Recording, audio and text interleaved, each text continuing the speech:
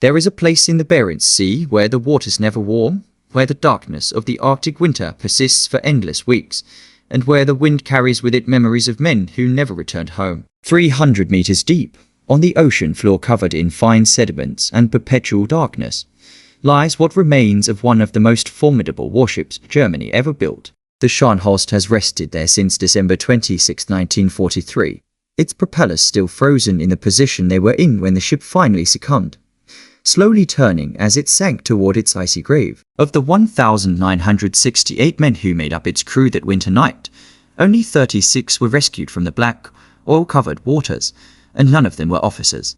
The rest remained with the ship, or died in the freezing Arctic waters, calling for help in a darkness so complete that even the stars had hidden behind the snow clouds. The story of the Scharnhorst doesn't begin in those icy waters, nor does it end with its destruction. It begins in a shipyard in the city of Wilhelmshaven, in northwestern Germany, on a day in June 1935, when the first workers began positioning the keels that would form the backbone of a new type of warship. The Treaty of Versailles, signed 16 years earlier, had imposed severe restrictions on German naval capabilities, limiting the navy to a handful of obsolete ships and prohibiting the construction of vessels that could threaten the victorious powers of the Great War. But treaties are paper documents, and paper can be torn up or simply ignored when men with enough power decide that the written words no longer serve their purposes. Adolf Hitler had come to power 2 years earlier, and with him came a secret naval rearmament program that would eventually give rise to the Kriegsmarine, the new German Navy. The Scharnhorst was conceived as a response to the imposed limitations and strategic realities facing Germany.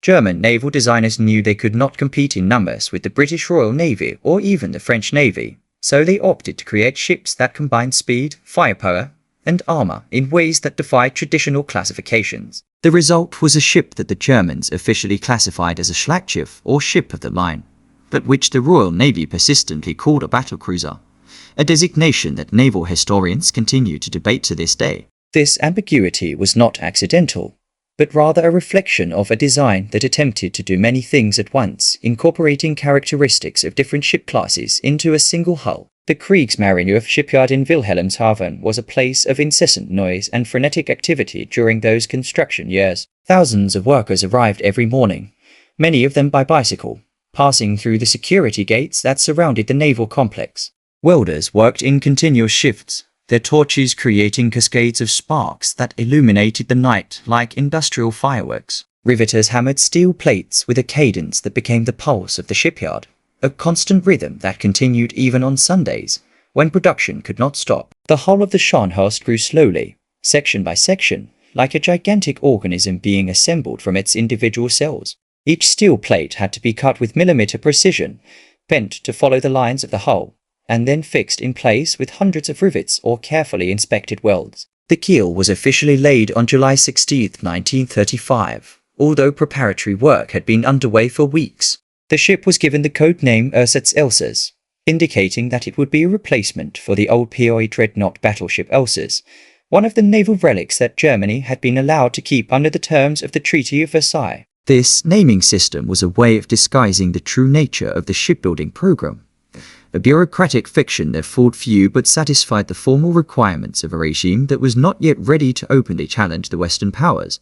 The launch of the Scharnhorst took place on October 3, 1936, just over a year after the keel was laid. Adolf Hitler personally attended the ceremony, accompanied by the Minister of War, General Field Marshal Werner von Blomberg, and a crowd of military and civilian dignitaries who filled the stands erected along the quay. The widow of Captain Setubasi Schultz, commander of the armored cruiser Scharnhorst that had been sunk in the Battle of the Falkland Islands during the First World War, was invited to christen the new ship with a bottle of champagne. As the hull slid down the slipways toward the water, a military band played naval marches and the crowd cheered, unaware that they were witnessing the birth of a ship that would become both the pride and the downfall of the German Navy.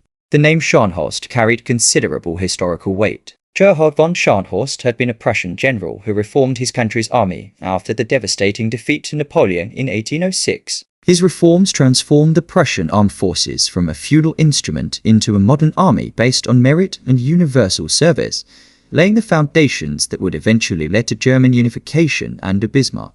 The previous cruiser to bear this name had been the flagship of Vice Admiral Maximilian von Spee in the East Asia Squadron, and had participated in the German victory over the British at the Battle of Coronel in 1914, before being sunk in British retaliation in the Falklands a few weeks later. By naming the new ship after it, the Kriegsmarine was deliberately invoking both the Prussian reformist tradition and the memory of a naval victory followed by heroic defeat. Finishing work continued for more than 2 years after launch. The floating hull was towed into dry docks where engines, boilers, electrical systems, and armament were installed with the methodical precision that characterized German naval engineering. The Scharnhorst propulsion system presented a particular challenge.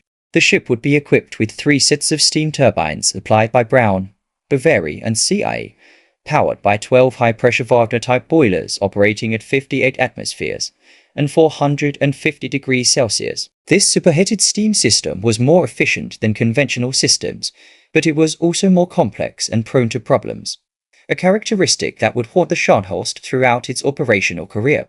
The designers had initially considered diesel engines for the Scharnhorst, a choice that would have given the ship significantly greater range, but the power needed to propel a ship of over 30 to 1,000 tons to speeds exceeding 30 knots simply could not be provided by the diesel technology available at the time. Steam turbines were the only viable option, despite their disadvantages in terms of fuel consumption and maintenance.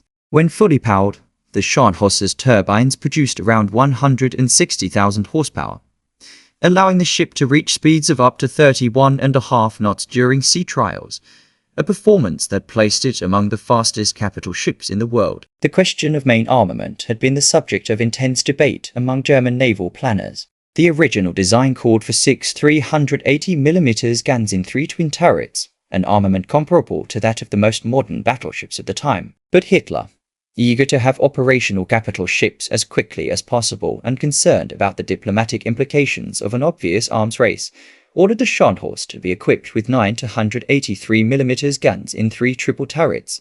These guns, while powerful, were significantly less capable than the 380mm guns equipping British and French capital ships. This decision would give the Scharnhorst and its sister ship Gneisenau a disadvantage in direct combat against enemy battleships, a weakness that their commanders would try to compensate for through speed and evasive tactics. The main gun turrets were designated Anton, Bruno, and Caesar, following the German naval phonetic alphabet of the time.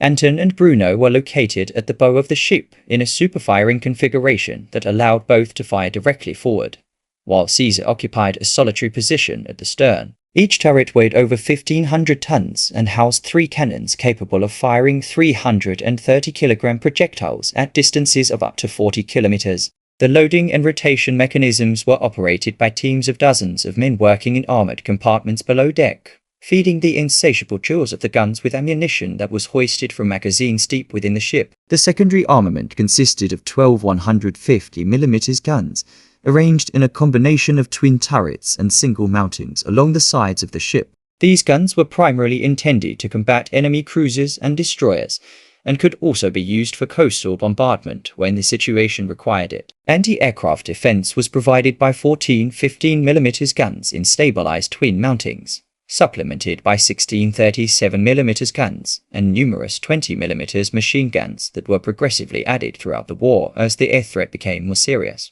The Scharnhorst's armor represented a carefully calculated compromise between protection and weight. The main belt, made of Krupp-cemented steel, varied from 170 to 350mm in thickness along the ship's length, being thickest in the central area where the ammunition magazines and engine rooms were located. The horizontal armored decks offered protection against aerial bombs and projectiles on parabolic trajectories, while transverse bulkheads sealed critical compartments against progressive flooding. The conning tower, from where the captain and his officers would direct the ship in combat, was a steel fortress with walls up to 350mm thick, designed to withstand direct impacts from large-caliber projectiles. The Scharnhorst was commissioned into the Kriegsmarine on January 7, 1939, in a ceremony held in Wilhelmshaven under grey winter skies.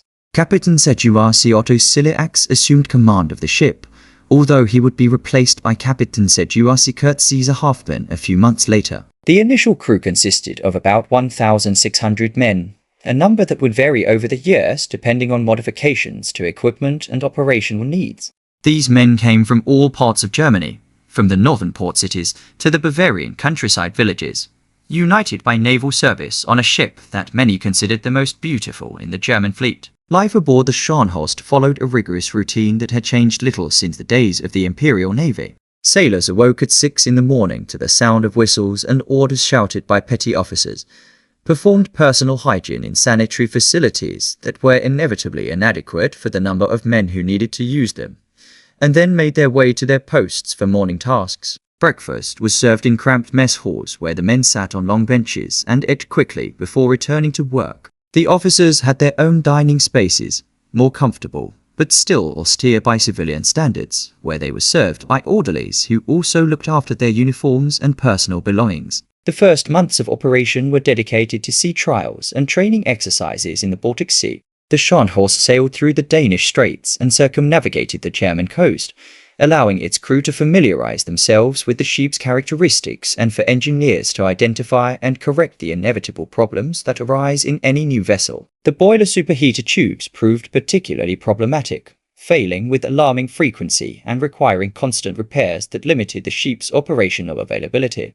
This would be a recurring theme throughout the Scharnhorst's career, a technical weakness that its enemies never knew about, but that its engineers knew intimately. During these initial trials, it became clear that the Scharnhorst had a serious problem with its sea handling. The original bow, designed following conventional lines, proved excessively wet in rough seas, with waves breaking over the forecastle deck and sometimes reaching the bridge. The Anton turret was often unusable in adverse conditions due to water entering through the rotating mechanisms. Officers reported that the ship was bow-heavy when fully rigged and loaded, a condition that exacerbated the wetting problems and made navigation uncomfortable for the crew. The solution was the installation of a new Atlantic-type bow, a redesign that raised and lengthened the ship's forward section to better cut through the waves instead of sinking into them.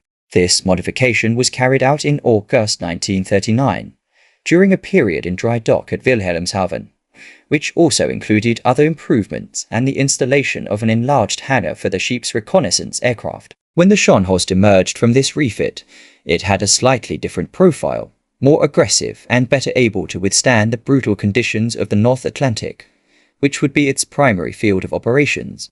Scharnhorst's sister ship, the Gneisenau, had been launched a few months earlier and commissioned in May 1938. The two ships were nearly identical, although there were minor differences in construction details and equipment that a trained eye could distinguish. The Gneisenau was marginally shorter, and its turbines came from a different manufacturer, Deskimag instead of Braun, Bavaria. But for all practical purposes, they were twins, and the Kriegsmarine planned to operate them together as a strike force that would combine their firepower and speed to overwhelm any opposition that did not include full battleships. The summer of 1939 was the last summer of peace that Europe would know for 6 years. While the Scharnhorst underwent its final tests in the Baltic, diplomats in capitals across the continent frantically negotiated to avert a war that most knew was inevitable. Hitler had annexed Austria and Czechoslovakia without firing a shot, but Poland would be different. When German armoured divisions crossed the Polish border on September 1, 1939, Great Britain and France declared war on Germany, and the Scharnhorst ceased to be an instrument of politics and became a weapon of war. The first months of the conflict were relatively uneventful for the large German surface ships. German naval strategy focused on submarines and attacks on merchant ships, while capital ships were kept in reserve for specific operations that justified the risks of exposing them to the powerful Royal Navy. The Scharnhorst and Gneisenau patrolled the North Sea but encountered no significant opposition. It was only in November 1939 that the Scharnhorst had its first encounter with the enemy, an encounter that would demonstrate both the lethality of its weapons and the dangers it would face operating in British-controlled waters. On November 21st, the Scharnhorst and Gneisenau left Wilhelmshaven with orders to attack the Northern Patrol, a line of British ships guarding the North Atlantic axis routes between Iceland and the Faroe Islands. The operation had two objectives: to draw British forces away from the pocket cruiser Admiral Grafsby, which was being pursued in the South Atlantic, and to inflict losses on British patrol vessels. The two battleships were accompanied by the light cruisers KLN and Leipzig and 3 destroyers, which separated the following morning for operations in the Skagerrak. The following day, November 23rd, the lookouts aboard the Scharnhorst spotted a column of smoke on the horizon. The unknown ship turned out to be HMS Rawalpindi, a 16,000-ton armed merchant ship that had been converted into an auxiliary cruiser at the start of the war. The Rawalpindi was originally a passenger ship of the Peninsular and Oriental Steam Navigation Company, built for service between Great Britain and India. It had been requisitioned by the Royal Navy and fitted with 8 obsolete 152mm guns salvaged from First World War ships, weapons that were utterly inadequate for engaging German battleships, but were all that was available for this type of auxiliary service. The captain of the Rawalpindi, Edward Coverley Kennedy, was a reserve officer who had commanded merchant ships before the war. When his lookout spotted the Scharnhorst, Kennedy initially believed he was facing the Admiral Grafspee or the Deutschland, pocket ships known to operate in those waters. He ordered his ship to turn towards a nearby fort bank, hoping to escape into the mist. But the Scharnhorst was much faster than the old converted merchant ship, and it soon became clear that there would be no escape. At 5:03 p.m., the Scharnhorst opened fire from a distance of approximately 9,000 meters. The first salvo missed its target, but the third hit the bridge of the Rawalpindi, killing Captain Kennedy and most of his officers. The British ship attempted to retaliate with its antiquated cannons, and a projectile did hit the Scharnhorst, causing minor damage from shrapnel. But it was an impossible fight. The Scharnhorst's 283mm guns tore apart the Rawalpindi, piercing its thin hull and starting fires that quickly spread throughout the ship. In less than 15 minutes, the Rawalpindi was ablaze from bow to stern, slowly sinking in the icy waters. Admiral Wilhelm Marschall, aboard the Gneisenau, ordered the Scharnhorst to approach to rescue survivors. German sailors launched boats and ropes to the men struggling in the oil-covered waters, managing to save some before the British cruiser Newcastle appeared on the horizon. The arrival of the Newcastle forced the Germans to abandon rescue operations and retreat north. Of the 276 men aboard the Rawalpindi, only 38 survived, most rescued by the Germans before the interruption and a few later found by other British ships. The sinking of the Rawalpindi provoked a massive response from the Royal Navy. The battleships Nelson and Rodney sailed from their anchorages, along with the battlecruiser Hood and the French Dunkirk, all seeking to intercept the German ships before they could return to Germany. But the Germans had a crucial advantage.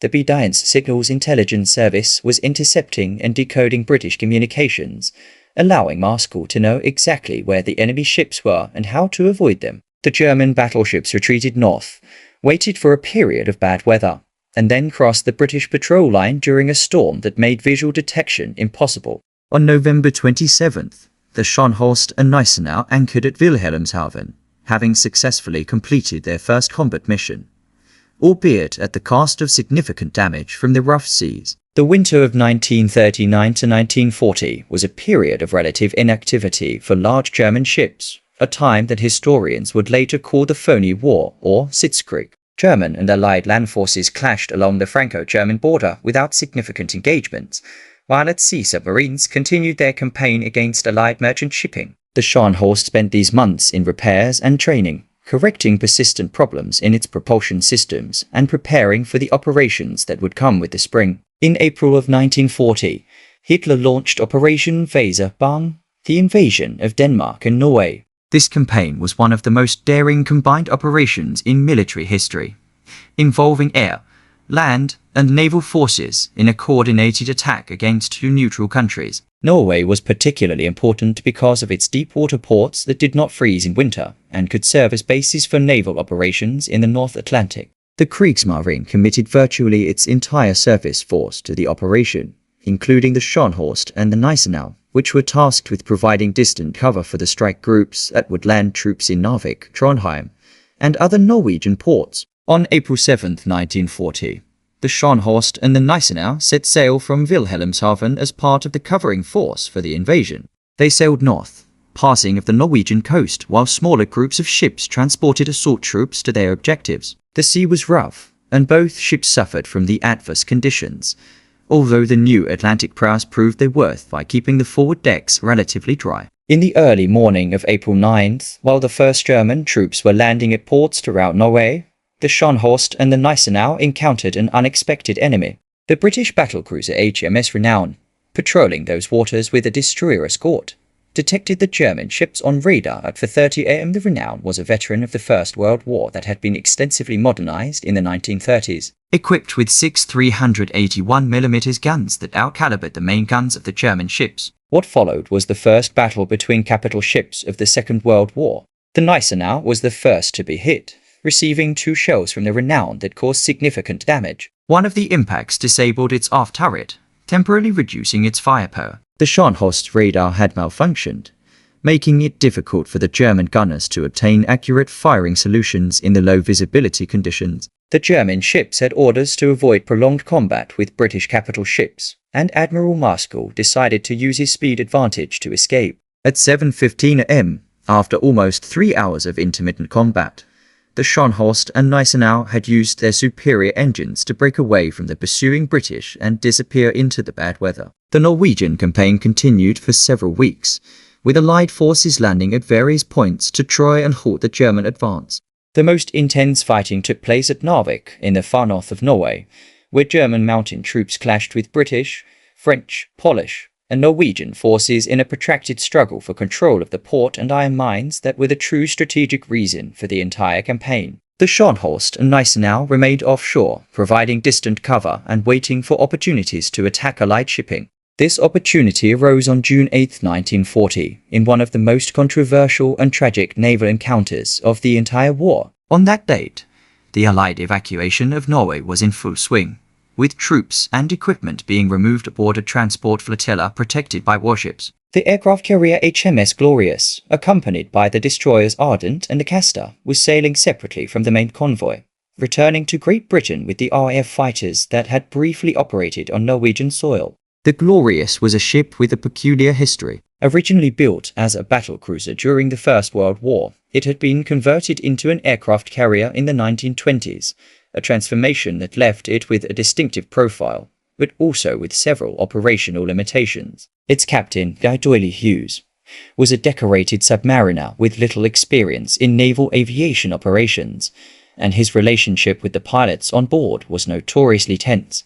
A dispute with the commander of his air group, who had refused to execute orders he considered inappropriate, had led Doyley Hughes to leave the officer behind in Scharnhorst, awaiting court-martial. That June afternoon, the Glorious was sailing at 17 knots with only 12 of its boilers lit, a speed and state of readiness that would prove fatal.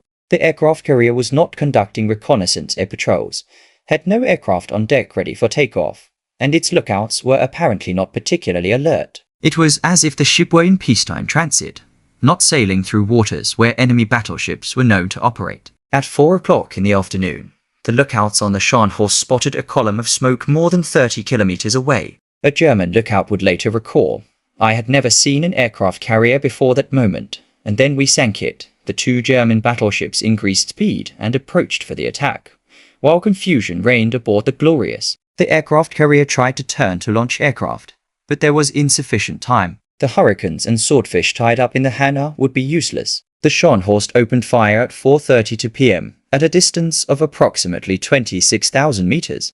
The third salvo hit the Glorious on the flight deck, opening a huge hole that made any takeoff operation impossible and knocking 2 Swordfish aircraft into the water. It was one of the longest range shots ever recorded in the history of naval warfare, a feat of artillery precision that the officers of the Scharnhorst would celebrate, but which meant certain death for the men aboard the British aircraft carrier. The escorting destroyers, Ardent and Acasta, desperately tried to protect their mother ship. The Ardent launched a smoke screen and approached the Scharnhorst, managing to hit the German battleship with its small 120mm guns. But it was an impossible fight. The secondary guns of the Scharnhorst reduced the Ardent to a burning wreck, and the destroyer sank at 5:25 p.m., taking most of its crew with it. The Acasta was the last to perish. Commanded by Commander Charles Glassford, the small destroyer emerged from its own smokescreen and fired a salvo of torpedoes at the Scharnhorst. One of these torpedoes struck the German battleship on the starboard side, near the Caesar turret. The explosion ripped a 14 by 6 meter hole in the hull, flooding several compartments and killing 48 men. The aft turret was disabled, and the ship acquired a 5-degree list that would affect its seaworthiness for months. But the sacrifice of the Acasta did not save the Glorious. The aircraft carrier, already ablaze and sinking by the stern, capsized and sank at 6:10 p.m. The Acasta followed a few minutes later, a victim of the concentrated fire from both German battleships. Of the approximately 1,500 men aboard the 3 British ships, only 40 survived. Most died of hypothermia in the icy waters of the Norwegian Sea, waiting for rescues that never came because the Royal Navy was unaware that the battle had taken place. The Germans did not carry out extensive rescue operations. The Scharnhorst was severely damaged and needed to return to port before its condition worsened. The sinking of the Glorious was a significant tactical victory for the Kriegsmarine, but it also revealed the complexities of naval command and control. The heavy cruiser Devonshire had passed within 80 kilometers of the battle site, but did not deviate from its course, because it was carrying King Haakon VII of Norway and his cabinet into exile in Great Britain and had strict orders to maintain radio silence. Distress signals from the Glorious were received but deemed unintelligible, and the Royal Navy only learned of the disaster when German propaganda announced the victory. Subsequent investigations raised questions about Captain D'Oyly Hughes' decision to sail independently of the main convoy and about the lack of basic safety measures aboard the aircraft carrier, questions that were never fully answered. For the Scharnhorst, victory came at a high price. The Jocasta's torpedo had caused extensive damage that would require months of repairs in Trondheim and then Kiel. The ship remained out of action during the summer and autumn of 1940 while shipyard workers replaced hull plates, repaired propulsion systems, and restored the combat capability of the aft turret. It was only in December of that year that the Scharnhorst was ready to return to active service, only to be immobilized again by problems with the superheater tubes of its boilers that seemed never to be fully resolved. The year 1941 would open with one of the most successful operations of the Scharnhorst's career. In January, the ship and its sister ship Gneisenau were ready for Operation Berlin,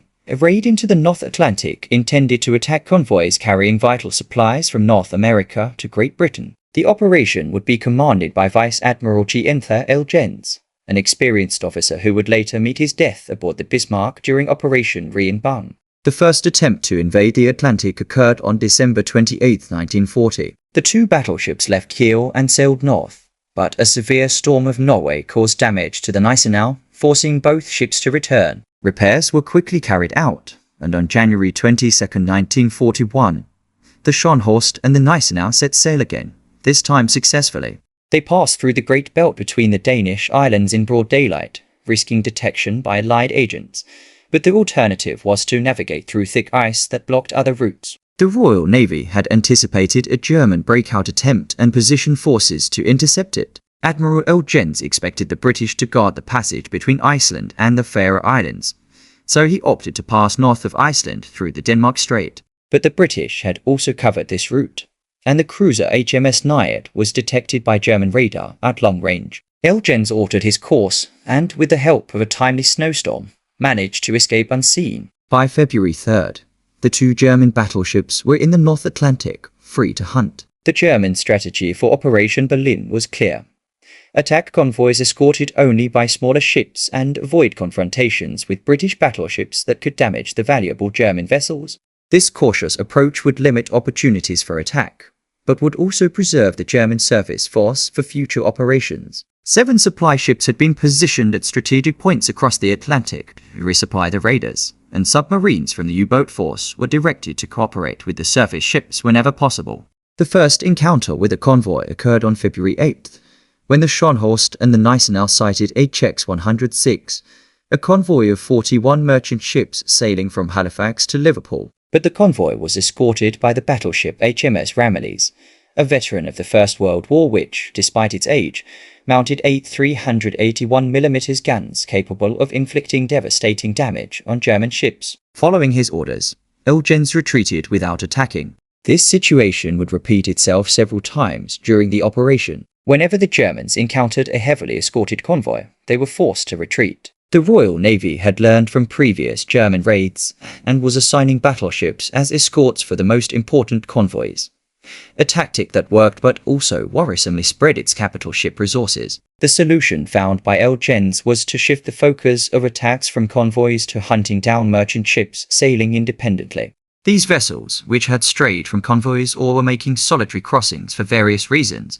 were much more vulnerable targets. On February 22nd, the Gneisenau encountered 3 British merchant ships sailing separately and quickly sank them. In the following days, The two German battleships swept the Atlantic shipping lanes, attacking straggler vessels whenever they found them. On March 16th, the operation reached its destructive peak. The Scharnhorst and the Gneisenau encountered a group of merchant ships that had become separated from a convoy and, in a single day, sank or captured 16 vessels, totaling over 80,000 gross registered tons. The ships attacked included tankers, freighters, and converted passenger ships, all laden with supplies destined for Great Britain. Crews were frequently rescued when possible, but sea conditions often made this difficult, and an unknown number of merchant sailors perished in those icy waters. Operation Berlin ended on March 22nd, when the Scharnhorst and Gneisenau entered the port of Brest in occupied Britain. Over 2 months of operations, they had sunk or captured 22 Allied ships,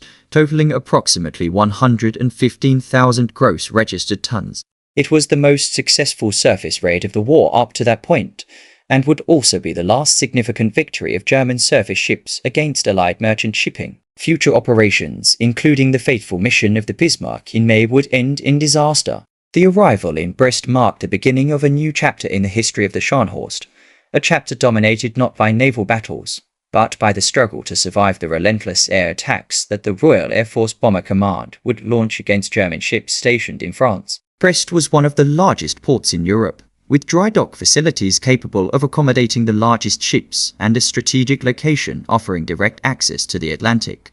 But this same proximity to the Atlantic also meant proximity to British air bases, and the bombers would soon arrive. The first major air raid against the ships in Brest occurred on the night of March 30th to 31st, 1941, just days after the arrival of the Scharnhorst and the Gneisenau. British bombers attacked repeatedly over the following weeks, causing damage to both the ships and the port facilities.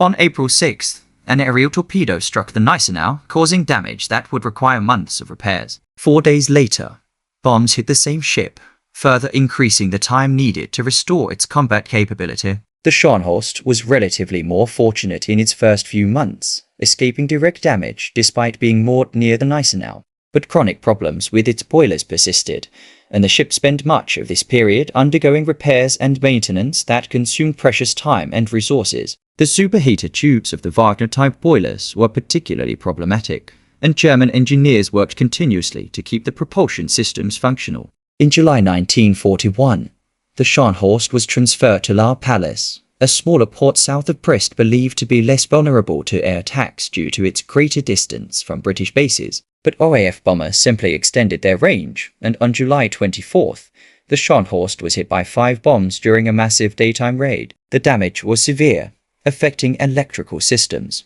causing flooding, and destroying several compartments. The ship was towed back to Brest, where it would remain under repair for over 6 months. While the Scharnhorst lay idle in Brest, dramatic events unfolded in the Atlantic. In May 1941, the new battleship Bismarck and the heavy cruiser Prince Eugen had set sail on their own raiding mission, Operation Regenbahn. The Bismarck sank the legendary British battlecruiser Hood in the Battle of the Denmark Strait, but was subsequently pursued and destroyed by a massive Royal Navy force. Admiral Elgens, who had so skillfully commanded the Scharnhorst and the Gneisenau during Operation Berlin, died aboard the Bismarck when the ship was finally sunk on May 27th. The loss of the Bismarck represented a devastating blow to the Kriegsmarine. Germany's most powerful battleship had been destroyed on its first operational mission, and with it died more than 2,000 men, including some of the German Navy's most experienced officers.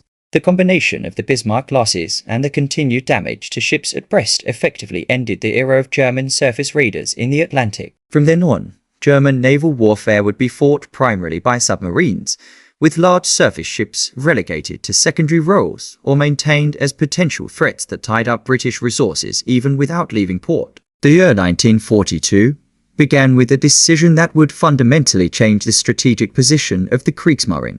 Hitler, obsessed with defending Norway against a possible Allied invasion he believed to be imminent, ordered the German capital ships to be transferred to Norwegian waters. This meant that the Scharnhorst, the Gneisenau, and the Prince Eugen, still stationed in Brest, would have to return to Germany through British-controlled waters. The safest route would have been to circumnavigate the British Isles to the north, but this would have required a long and perilous journey through waters where the Royal Navy maintained constant patrols. The alternative was the direct route through the English Channel, a narrow and heavily defended passage that no German warship had ever crossed in wartime. Hitler, characteristic of his preference for daring solutions that defied conventional wisdom, opted for the English Channel.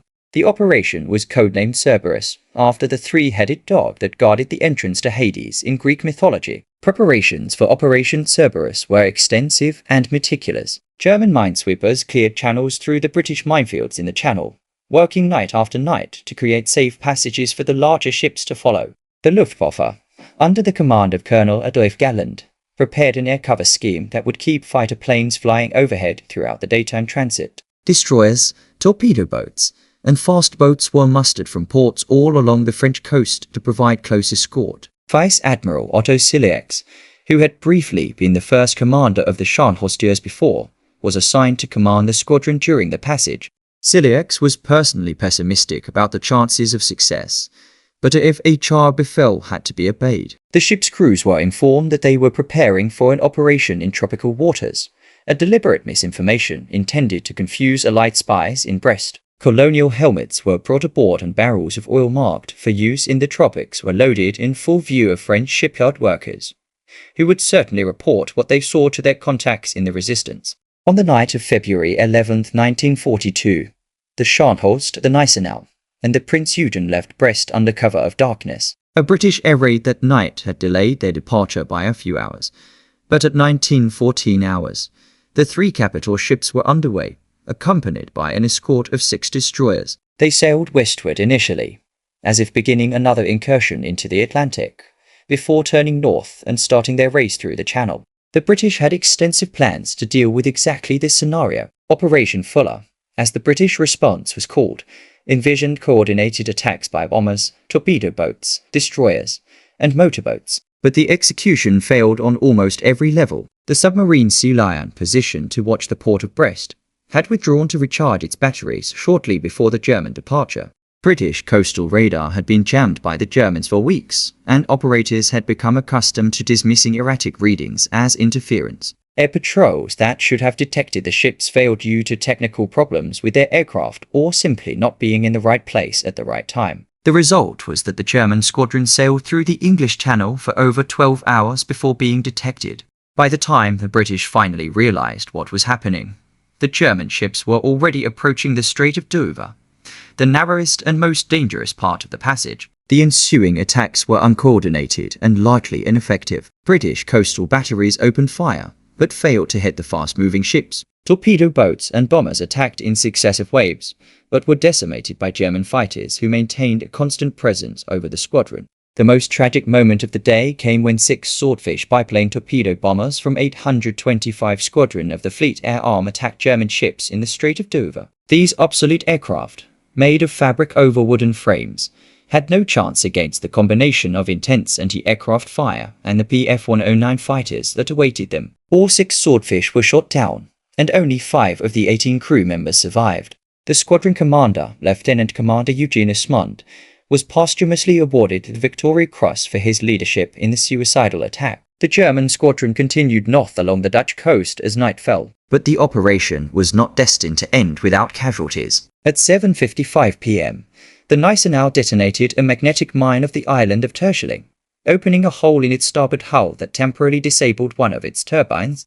Less than an hour later, at 9:34 p.m., it was the Scharnhorst's turn. A mine exploded against its port hull near the engine room, causing severe flooding and bringing over 1,000 tons of water into the ship. The Scharnhorst managed to maintain navigation using only its starboard engines, making 12 knots while struggling to control the flooding. It arrived at Wilhelmshaven at 10 o'clock in the morning of February 13th, visibly listing but still afloat. The Gneisenau and the Prince Eugen reached German ports separately throughout the day, completing what was technically a tactical success, at which many historians would consider a strategic defeat. As Grand Admiral Reeder himself observed, Germany had achieved a tactical victory, but suffered a strategic defeat, as the ships were now trapped in German waters where they would be of little use for offensive operations.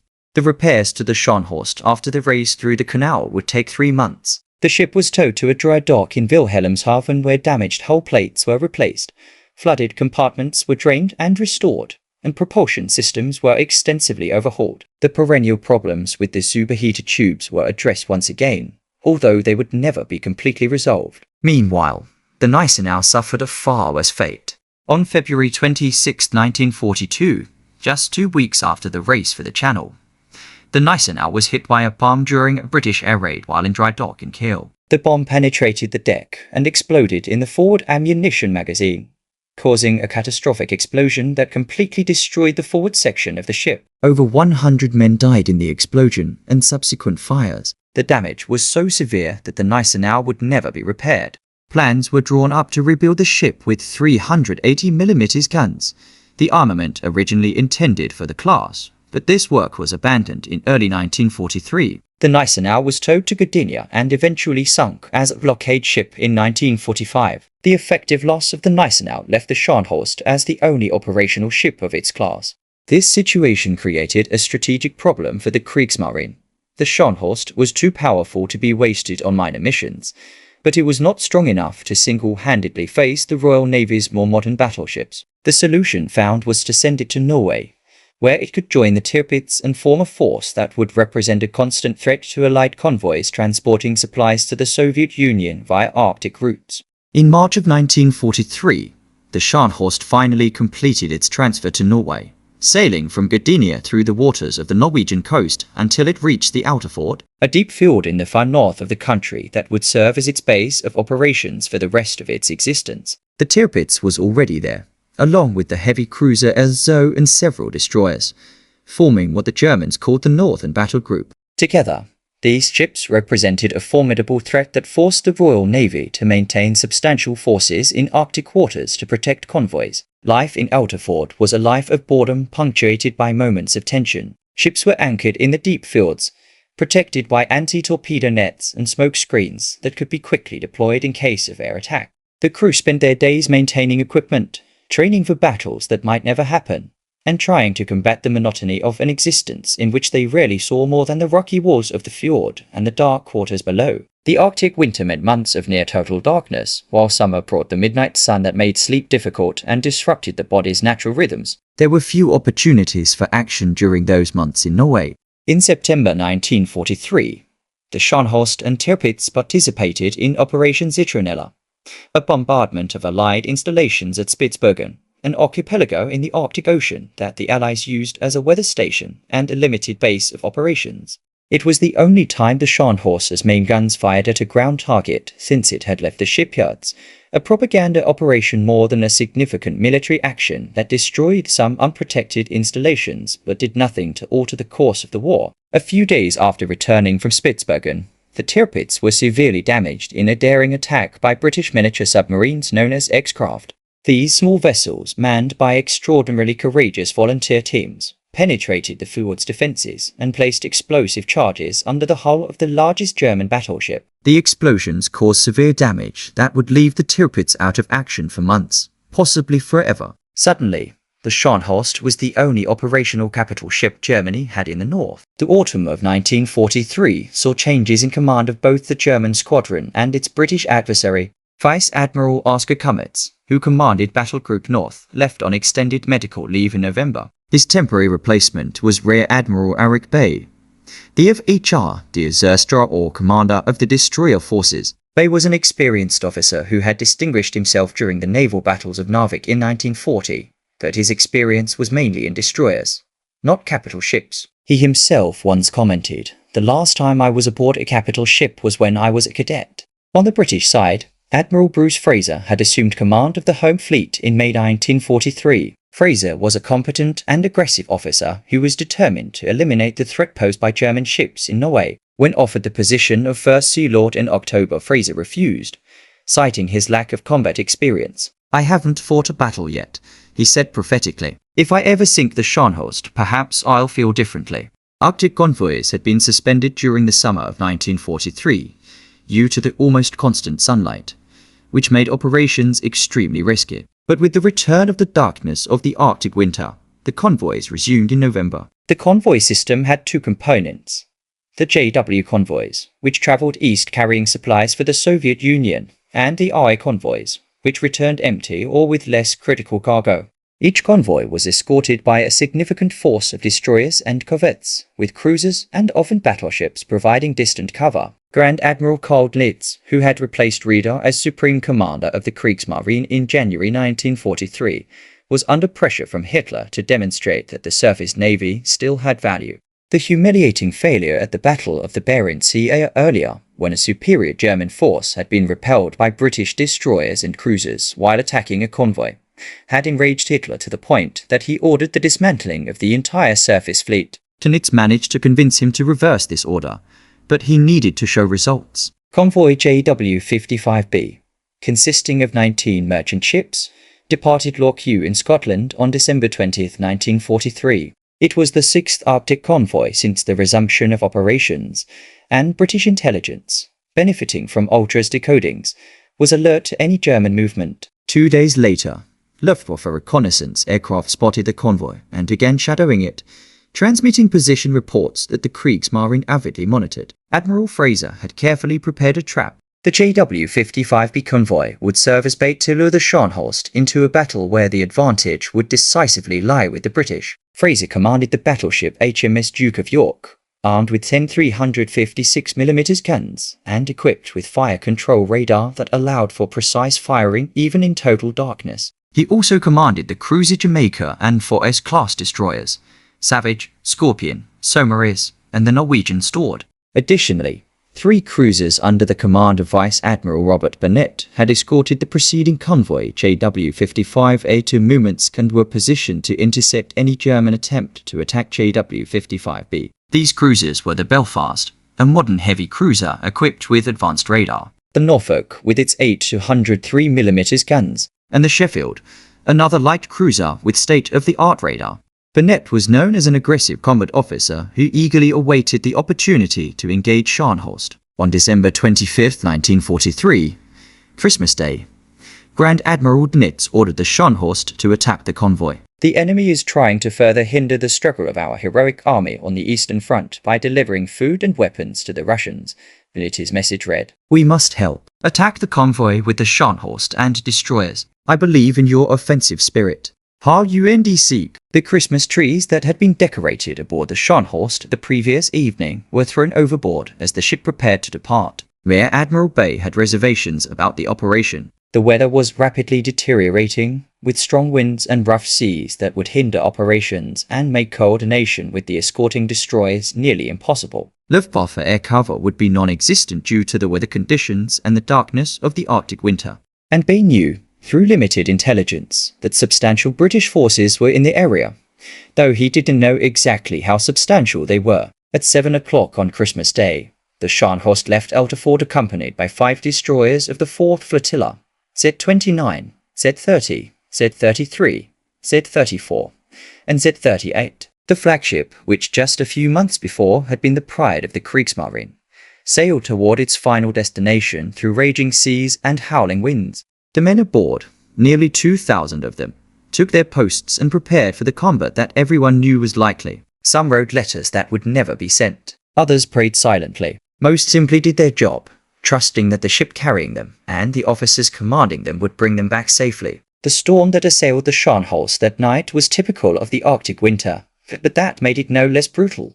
Enormous waves crashed over the bow, and the ship plunged and rose violently as it struggled to maintain its course. The escorting destroyers had even more difficulty, their smaller vessels being tossed about like hawks in the turbulent waters. Communication between the ships was erratic, hampered both by the bad weather and the need to maintain radio silence to avoid detection. At 7 o'clock in the morning of December 26th, Rear Admiral Bay made a decision that would profoundly influence the outcome of the approaching battle. He ordered the destroyers to separate from the Scharnhorst and spread out in a search formation to locate the convoy. The theory was that a line of 5 destroyers covering a wider area would have a greater chance of finding the merchant ships than the battleship alone. But in practice, this left the Scharnhorst isolated and without the additional protection and eyesight that its escorts could provide. Shortly afterward, Bay altered the Scharnhorst's course to the north without informing the destroyers of the change. As a result, the two components of the German force lost contact with each other, and the destroyers would spend the rest of the day searching in vain for both the convoy and their own flagship. The Scharnhorst would fight its last battle alone, Burnett's cruisers, sailing to intercept the Scharnhorst based on ultra information and radar reports, encountered the German battleship at 9:24 a.m. The Belfast detected the Scharnhorst on its radar at a distance of approximately 32 kilometers, and the three cruisers quickly closed in for engagement. At 9:29 a.m., the Sheffield fired illuminating projectiles that revealed the dark silhouette of the German ship against the choppy sea. The Scharnhorst was caught completely by surprise. Its turrets were in marching position, pointing forward and backward instead of being prepared for combat. The onboard radar, which should have warned of the approaching cruisers, was apparently not being properly monitored, or its operators had mistaken the contacts for surface returns from the rough sea. The first warning the crew received was the flash of illuminating projectiles exploding above them, followed immediately by the thunder of British guns opening fire. The German gunners responded quickly, turning their turrets towards the enemy and opening fire with their main and secondary guns. One of the first British shells struck the top of the Scharnhorst's mainmast, destroying the fire control radar antenna. It was a devastating stroke of luck for the British and disastrous for the Germans.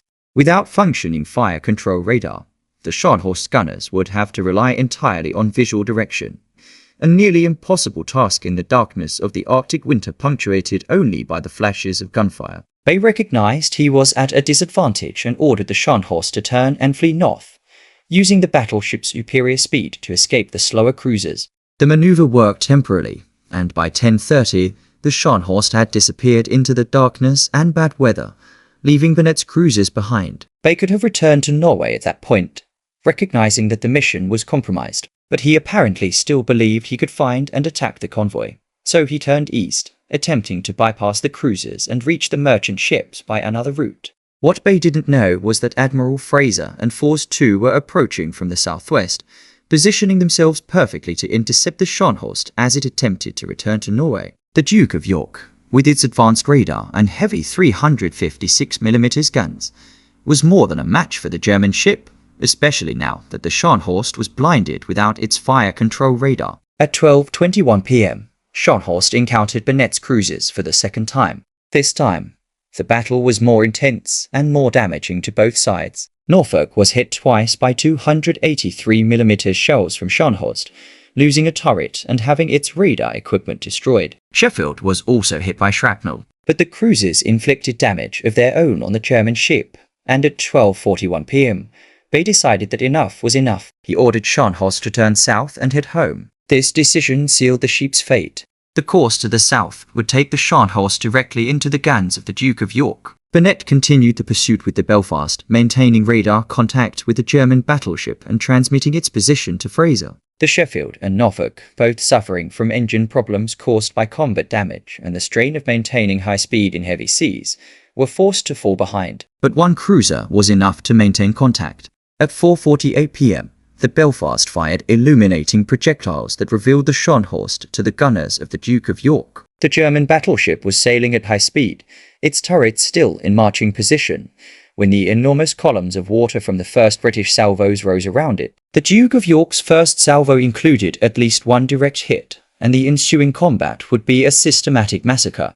The Duke of York opened fire from a range of approximately 11,000 meters, and its accuracy was devastating. The 356mm projectiles, each weighing over 70 kilograms, tore through the hull and superstructure of the Scharnhorst, destroying turrets, starting fires, and killing dozens of men. The Bruno turret was hit and disabled, followed shortly after by the Anton turret. Only the aft turret, Caesar, remained operational, and its gunners fought heroically to continue firing as the ship disintegrated around them. The Scharnhorst attempted to use its superior speed to escape, and for a moment it seemed it might succeed. Despite the damage, its turbines were still functioning, and the ship accelerated to over 30 knots, gradually widening the gap between it and its pursuers. Fraser, seeing that the Scharnhorst might escape, ordered his destroyers to attack with torpedoes, a desperate maneuver that might slow the German ship enough for the Duke of York to catch up. The destroyers Savage, Saumarez, Scorpion, and the Norwegian Stord hurled themselves toward the Scharnhorst through the rough seas and under heavy fire. The Saumarez was hit several times as it approached, losing 11 men killed and several wounded. But the destroyers managed to get close enough to launch their torpedoes, and at 6:50 p.m., At least one torpedo struck the Scharnhorst, tearing a hole in its hull and flooding critical engine compartments. The torpedo reduced the Scharnhorst's speed to just 12 knots, and from that moment there was no hope of escape. The Duke of York, the Jamaica, and the Belfast closed the distance and opened fire at close range, turning what had been the pride of the Kriegsmarine into a burning ruin.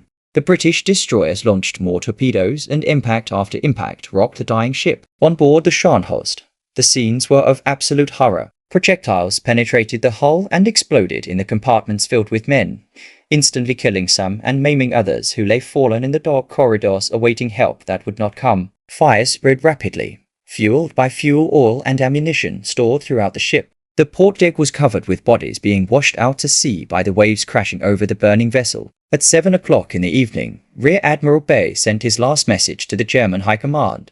"We will fight to the last shell." It was a promise that would be kept. The Caesar turret, the only one still functioning, continued firing as long as there was ammunition and men to operate it. The anti-aircraft guns, now useless against surface ships but still manned, added their relatively insignificant fire to the unequal duel. The men of the Scharnhorst were dying, but they were dying fighting. Captain Fritz Hinzer, the ship's commander, and Rear Admiral Bay were on the breach throughout the battle, directing operations as much as possible amidst the chaos. According to survivor accounts, when it became clear the ship was lost, Bay and Hinzer calmly walked across the bridge, shaking hands with each crew member. Neither of them would survive. They were last seen in the water after the ship sank, but were not among the 36 men rescued. At 7:45 p.m., the Scharnhorst finally succumbed. The ship listed to port, its propellers still turning slowly as it sank bow first into the black waters of the Barents Sea. An underwater explosion was felt by nearby British ships as the hull ruptured under the pressure, and then there was only darkness and silence where moments before there had been a burning battlefield. British ships began rescue operations in the oil and debris-covered waters, but conditions were dire. The water temperature was around 4 degrees Celsius, cold enough to kill a man in minutes. The sea was still rough, making it difficult to see or rescue men struggling in the waves. And there was the constant threat of German submarines that might be in the area, forcing British commanders to balance the need to rescue survivors with the need to protect their own ships. The destroyers Scorpion and Matchless were the ships that carried out most of the rescue, lowering nets and ropes for the survivors who still had the strength to grasp them. The Scorpion rescued 30 men. The Matchless rescued 6. They were all enlisted sailors, without a single officer among them. They were in a state of shock, suffering from severe hypothermia and covered in the black oil that blanketed the surface of the sea. Many of them could barely speak, and some would die in the following days despite the best efforts of the naval doctors. The rescue operation was interrupted relatively early, with voices still being heard calling for help in the darkness. Admiral Fraser ordered his ships to move away from the area, concerned about the possibility of a submarine attack. The decision was militarily justifiable, but it meant that men who could have been saved were left to die in the icy waters. Of the 1,968 men who were aboard the Scharnhorst when it departed the outer fort, only 36 would survive the battle and the sea. The survivors were taken to Scapa Flow, the large British naval base in the Orkney Islands, where they arrived on January 2, 1944. They were photographed disembarking, wrapped in borrowed merchant navy clothing and blindfolded for security reasons, defeated and traumatized men who had survived an ordeal most could not imagine. They would be held as prisoners of war for the remainder of the conflict, some in camps in Great Britain, others eventually transferred to Canada. Admiral Fraser, aboard the Duke of York, sent a laconic message to the Admiralty after the battle. Scharnhorst sunk. The reply was equally brief. Magnificent, well done, but Fraser, despite his victory, showed respect for the defeated enemy in his words to the crew of the Duke of York that night. "Gentlemen, the battle against the Scharnhorst ended in victory for us. I hope that, if any of you are called upon to lead a ship in action against a vastly superior opponent, you will command your ship with the same gallantry with which the Scharnhorst was commanded today." The Battle of North Cape, as it would become known, was the last battle between capital ships in European waters during the Second World War. It was also the penultimate battle between battleships in history, surpassed only by the Battle of Surigao Strait in the Pacific in October 1944. The sinking of the Scharnhorst effectively eliminated the German surface threat to Arctic convoys, although the Tirpitz, still undergoing repairs at Outerfort, continued to tie up British resources. until it was finally destroyed by RAF tallboy bombs in November 1944. For the Kriegsmarine, the loss of the Scharnhorst was a devastating blow, both materially and psychologically. The ship, which had been called the Lucky Ship by the Germans due to its ability to repeatedly escape dangerous situations, had finally run out of luck. Grand Admiral Ditz acknowledged in his later communications that surface ships could no longer operate effectively without adequate radar equipment, a lesson learned too late and at a terrible cost in human lives. The remains of the Scharnhorst lay undisturbed at the bottom of the Barents Sea for over 50 years. Search expeditions were proposed periodically, but the depth of the water, the adverse conditions, and limited technology made locating the shipwreck impractical. It was only in September 2000 that a joint expedition organized by the British BBC, the Norwegian NRK, and the Royal Norwegian Navy finally located the remains of the Scharnhorst. The ship was found at a depth of approximately 290 meters, resting upright on its keel on the ocean floor. The bow section, including the anten turret, was severely damaged and partially collapsed, likely due to a catastrophic explosion of the ammunition magazine when the ship sank. The Bruno and Caesar turrets remained relatively intact, although clearly marked by projectile impacts. The superstructure was fragmented, with debris scattered over an area of approximately 1 square kilometer around the main hull. Video footage captured by remotely operated vehicles revealed the stark details of the shipwreck: bullet holes in the hull, propellers punctured by torpedo impacts, equipment and personal belongings scattered across the seabed. Viewers who watched the footage on the subsequent television broadcast were able to see what remained of one of history's most famous warships, transformed into a steel tomb for nearly 2,000 men. The shipwreck site is officially designated a war grave, and diving expeditions are prohibited out of respect for the dead. It is a place of perpetual silence and darkness, where sunlight never penetrates and where the only living creatures are the deep-sea organisms that slowly colonize the rusted steel.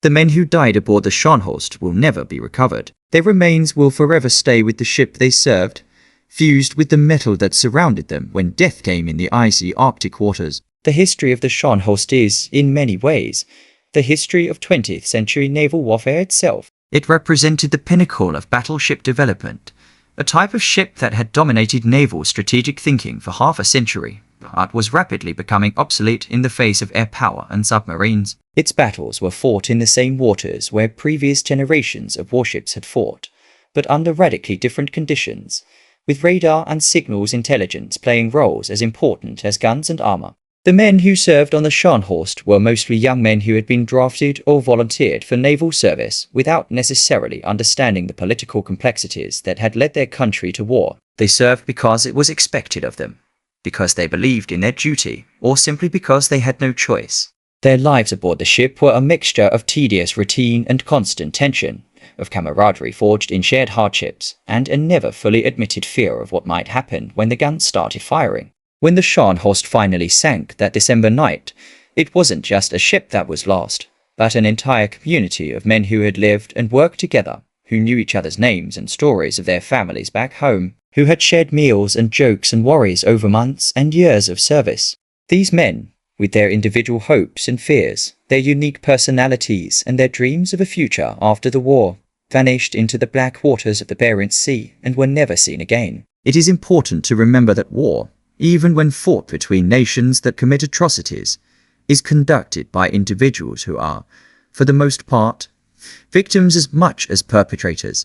The sailors of the Scharnhorst were not responsible for the crimes of the regime they served. They were simply men doing what they were ordered to do, trusting that their actions served a greater purpose. Their death, although militarily necessary from the Allied point of view, was nonetheless a human tragedy of considerable proportions. Admiral Fraser understood this when he delivered his eulogy to the defeated ship and crew. There was no glee in their victory, only the sober acknowledgement that a job had been done and that men had died doing their duty on both sides. Naval warfare has always had this quality of mutual respect between adversaries, a shared understanding of the risks and sacrifices involved in fighting at sea, where there is nowhere to hide and where defeat often means death. Today, more than 80 years after the Battle of North Cape, the Scharnhorst remains where it fell, a silent monument to an era of naval warfare that is gone forever. The warships that dominated the oceans during the first half of the 20th century have been replaced by aircraft carriers and nuclear submarines, by guided missiles and unmanned drones. The men who fought in those battles have grown old and died, taking with them their memories of fire and steel, of fear and courage, of lost comrades and bitter victories. But the story remains, preserved in archival documents and survivor accounts, in faded photographs and in the remains of wreckage on the seabed. It is a story worth telling and retelling, not to glorify war or celebrate destruction, but to remember what happens when nations clash and men are called upon to fight and die for causes they often do not fully understand. The Scharnhorst was a remarkable ship, perhaps one of the most elegant and powerful ever built. Its operational career was marked by impressive successes and narrowly avoided disasters, by battles won and battles lost, by moments of glory and its final destruction in the icy waters of the Arctic. It earned the title of Lucky Ship for most of its existence, until finally its luck ran out on a winter night north of the North Cape. The 36 men who survived the sinking carried their memories for the rest of their lives, memories that grew heavier with each passing year as the details became more vivid instead of fading. Some spoke publicly about their experiences. Others never found words to describe what they had witnessed. All of them lived with the awareness that they had been spared for reasons they could never fully comprehend, while nearly 2,000 of their companions had perished. The history of the Scharnhorst is also the history of the Battle of the Atlantic and the fight for Arctic convoys, campaigns that decided the fate of the war as much as the more famous land battles. The supplies that crossed the North Atlantic and the Barents Sea kept Britain in the war during the dark years, when it stood alone against Nazi Germany, and provided the Soviet Union with the materials that helped turn the tide on the Eastern Front. Every merchant ship that reached its destination, every ton of food, arms, and fuel that was successfully delivered, contributed to the eventual defeat of the Axis. The Scharnhorst and the other German surface raiders were a constant threat to this vital logistical effort. Their mere existence forced the Allies to devote enormous resources to convoy protection, resources that could have been used elsewhere if the surface threat did not exist. When the Scharnhorst was finally sunk, it was not just one ship that was eliminated, but an entire strategy that was defeated. The era of German surface raiders ended that night in the Barents Sea, and with it ended a chapter of naval warfare that had haunted Allied planners since the beginning of the conflict. The wreckage of the Scharnhorst now lies silently on the seabed, covered in sediment and colonized by marine life unaware of the human tragedy the ship represents. Cold Arctic currents flow through compartments once teeming with life and activity, where men worked and slept and dreamed of their homes and families. The cannons that once spewed fire and steel are forever silent, their mechanisms jammed by rust and the pressure of the depths. It is a melancholy end for a ship that was once so beautiful and powerful, a ship that represented the best of German naval engineering and the aspirations of a nation that believed it could dominate the seas. But it is also a fitting end in a way, a tomb in the place where the final battle was fought, where the men of the Scharnhorst gave their lives in a cause that was lost long before they left port the Christmas night. The memory of the Scharnhorst lives on through the books and documentaries that tell its story, through the memorials that honor its dead, and through the silent presence of its wreckage on the seabed. It is a memory that deserves to be preserved, not as a celebration of war, but as a reminder of the human cost of conflict and the courage that can be found even in the most desperate circumstances. The men who died aboard the Scharnhorst, whether German or British, all paid the ultimate price, and all deserve to be remembered with dignity and respect. When we think of the Scharnhorst today, we shouldn't just think of a warship or a naval battle. We should think of the men who served aboard, the families who lost sons, fathers, and brothers, the communities diminished by the absence of those who never returned. We should think of the sacrifice and suffering, the courage and fear, the shared humanity that exists even among enemies at war. The sea keeps its secrets, but it also preserves its memories.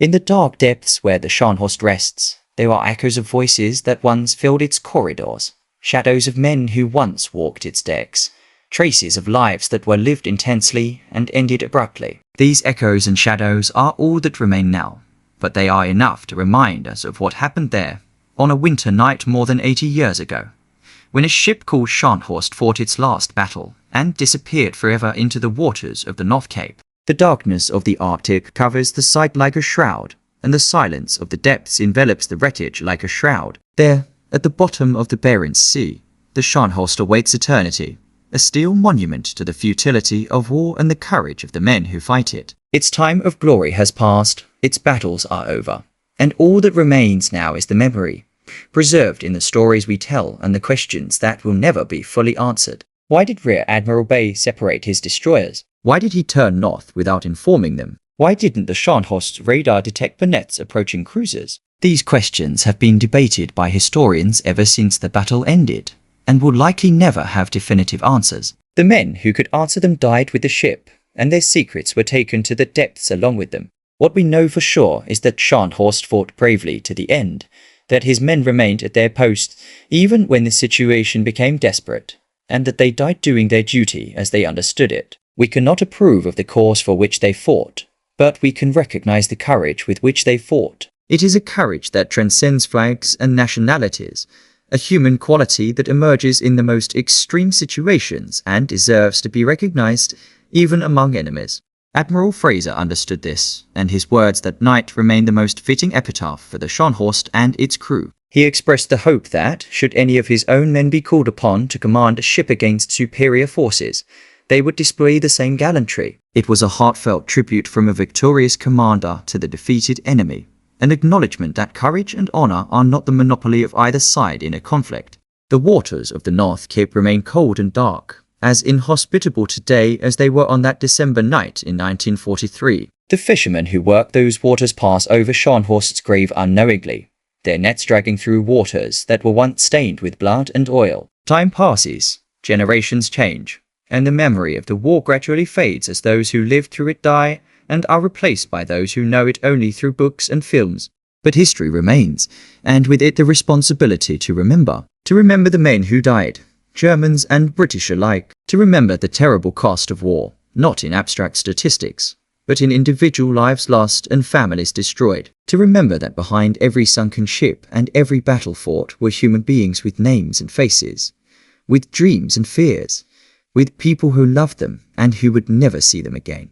The Scharnhorst was more than a warship. It was a floating city inhabited by nearly 2,000 men who lived together for months and years, who formed friendships and rivalries, who celebrated birthdays and holidays, who wrote letters home and dreamed of the day the war would end and they could return to their normal lives. These men deserve to be remembered not just as war statistics, but as individuals whose lives had value and meaning.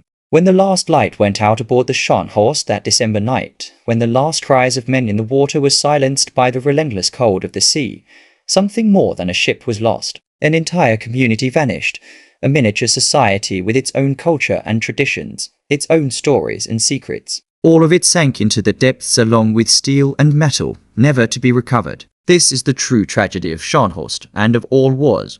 It is not the ships lost or the battles fought that we should mourn, but the lives cut short before their time, the futures that never came to pass, the children who were never born, and the grandchildren who never knew their grandparents. It is a cost that cannot be measured in tons of displacement or calibers of guns, but only in tears shed and broken hearts that continue to ache long after the cannons fell silent.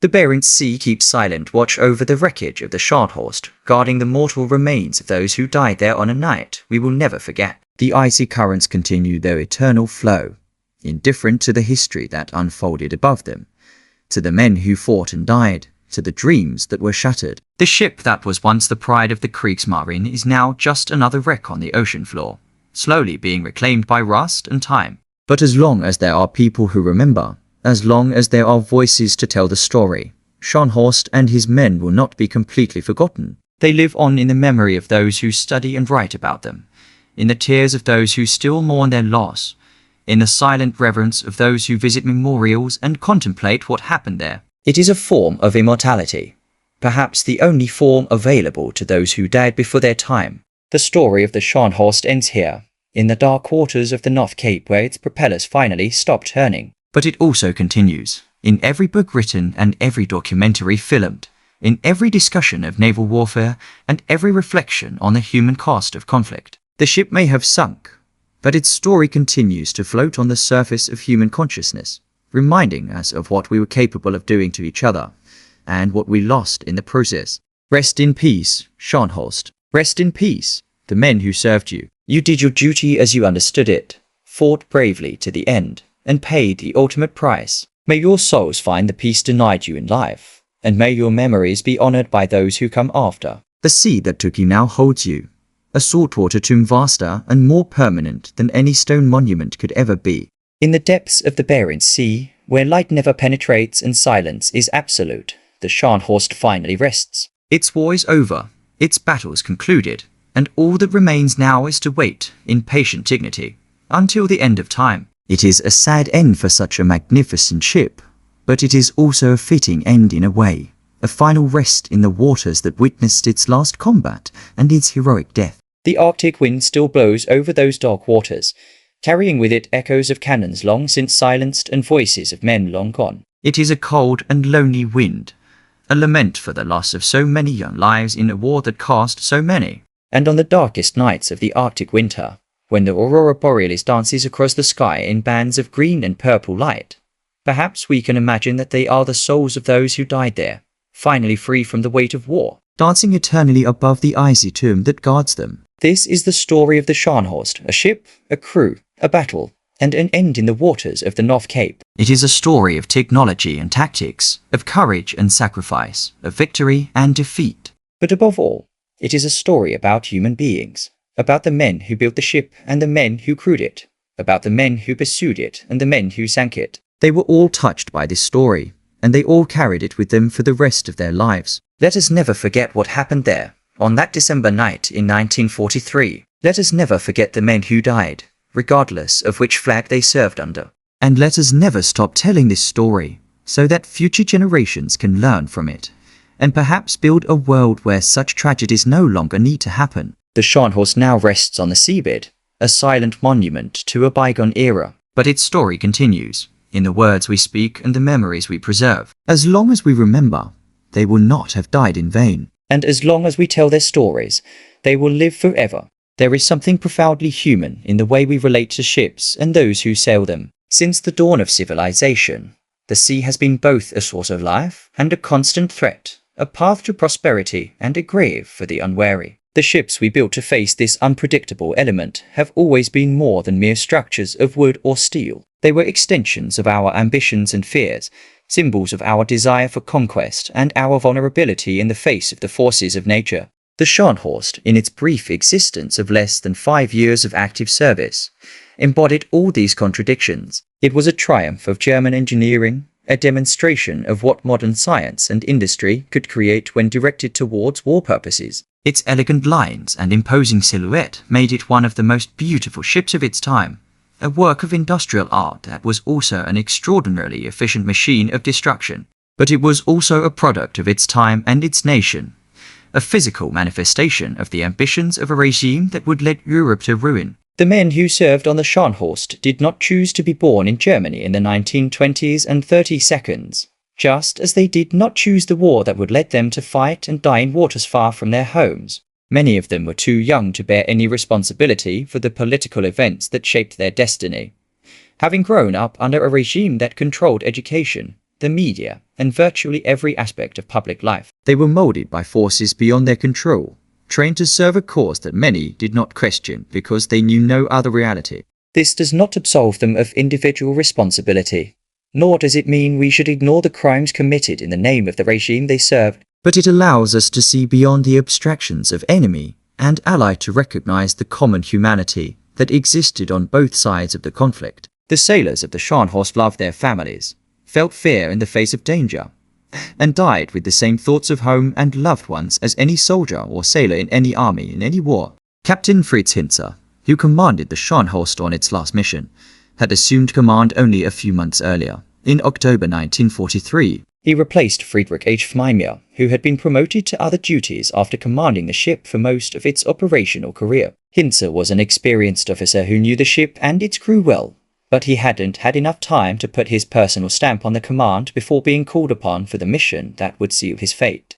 There are reports that Hinze expressed concerns about the operation before setting sail, questioning the wisdom of attacking a heavily escorted convoy in such adverse weather conditions and without adequate air cover. But orders were orders, and the German military system did not encourage open dissent, especially when the instructions came directly from the Grand Admiral. Hintze did his duty as he saw fit, leading his ship and his men on a mission he may have suspected was his last. Rear Admiral Eric Bay was an even more complex figure. His experience was primarily in destroyers, smaller and more agile vessels that operated very differently from battleships. His appointment to command the strike force was a choice of convenience, filling a vacuum left by the absence of the regular commander on medical leave. Bay may have been a competent officer in his element, but the Scharnhorst and the battle it faced were outside his comfort zone. The decisions Bay made during the battle were questioned both during and after the war. Why did he separate his destroyers into a search formation but left them out of position to engage in combat? Why did he turn north without informing them, ensuring they would lose contact? Why didn't he use the Scharnhorst's radar more aggressively to detect approaching threats? These questions will never have definitive answers, as Bay died with the ship and left no record of his thoughts. Some historians argue that Bay was following standard German doctrine for destroyer operations, which emphasized dispersal to cover a larger search area. Others suggest he was being overly cautious with radar for fear that its emissions would be detected by British electronic warfare equipment. Still, others simply blame him for incompetence, arguing that a more experienced officer on capital ships would have made different decisions. The truth is probably more complicated than any of these simple explanations. Bay was operating under extremely difficult conditions, with limited information, and under pressure from a high command that demanded aggressive results, but also insisted he avoid confrontations with superior forces. These contradictory instructions placed him in an impossible position, and the decisions he made reflected his best judgment under circumstances that did not allow for careful deliberation. What is certain is that Bay died with his men, refusing to abandon ship while there was still hope of salvation. Survivors reported seeing him on the bridge until the final moments, and he was sighted in the water after the sinking, but he was not among those rescued. Whether he survived the ship's destruction only to die in the icy waters, or whether he was killed during the final bombardment, we will never know. The participation of the Norwegian destroyer Nomstord in the battle adds another layer of significance to the history of Scharnhorst. Norway had been occupied by Germany since April 1940, and the Norwegian government in exile had contributed ships and crews to the Allied cause. The Stord was one of the destroyers that had escaped to Great Britain during the invasion, and its presence in the battle represented an act of personal revenge for many of its crew. The Norwegian sailors aboard the Stord had very personal reasons for wanting to see the Scharnhorst destroyed. Some of them had lost family or friends during the occupation or in the battles of 1940. Others simply burned with the desire to contribute to the liberation of their occupied country. When the Stord approached the burning and sinking Scharnhorst to launch its torpedoes, it was completing a circle that had begun almost 4 years earlier, when German ships had sailed in to occupy Norway. Signals intelligence played a crucial role in the outcome of the Battle of North Cape, although this would only be fully recognized many years after the war. Project Ultra, the British operation to decode German communications encrypted by the Enigma machine, provided Admiral Fraser with invaluable information about German movements and intentions. He knew that the Scharnhorst had sailed even before the ship was well away from Outerford, and was able to position his forces accordingly. The Germans, for their part, were unaware that their communications were being read. They continued to use Enigma with confidence until the end of the war, never suspecting that every message they transmitted was being deciphered by mathematicians and cryptanalysts working at Bletchley Park. This informational blindness contributed significantly to the defeat of the Scharnhorst, just as it had contributed to so many other German defeats at sea and on land. Radar was another technological factor that decisively favored the British. British radar equipment was significantly more advanced than the Germans, especially in terms of accuracy for fire control. The Duke of York could fire with deadly precision, even in total darkness, guided only by its radar operators who tracked the target invisible to the naked eye. The Scharnhorst, after losing its fire control radar in the first engagement, was essentially blind, relying on visual guidance which was impossible in the darkness and bad weather conditions. On board the Scharnhorst, the men who operated the fire control and radar systems were highly trained specialists who had spent months learning the intricacies of their equipment. When the fire control radar was destroyed by a British shell in the first minutes of combat, these men saw their work become irrelevant. Some were transferred to other duties. Others remained in their useless posts, unable to contribute to the battle unfolding around them.